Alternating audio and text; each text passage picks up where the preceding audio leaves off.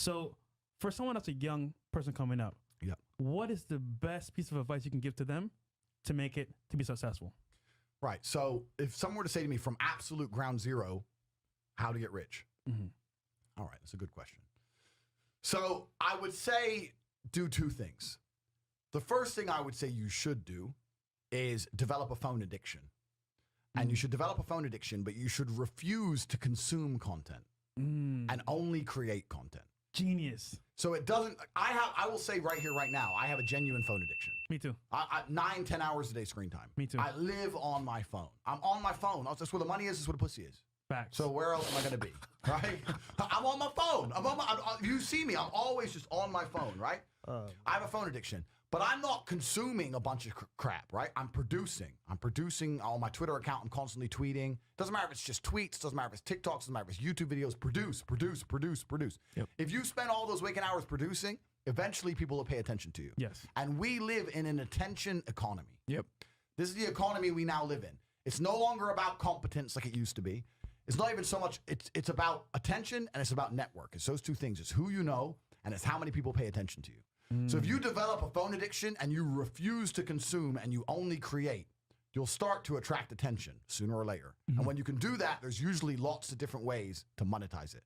So if someone came to me and said, I have nothing, no skills, no money, nothing, and I had to get rich, I'd say that's what you should do. You should get a phone and develop a phone addiction and you should start to create. Look at you guys. 6 months ago, you started to create something. Yeah. Now here we are. Bang.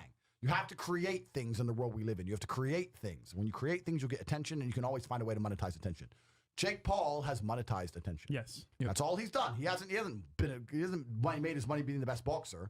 He's monetized attention. You have to find a way for people to pay attention to you. From Vine to Instagram to YouTube. Yep. You know? Yep. And no, that's fantastic. Bro. Yeah, that's I never thought about that. Yeah. And networking is very powerful because once again, you might know one thing, but your buddy over here, he's smart at investing. He's smart at, like for example, I feel like most guys are very ego-driven, and they think they know everything. Yep. No, you don't. Yeah. You're good at one thing. Let's say you're good at marketing.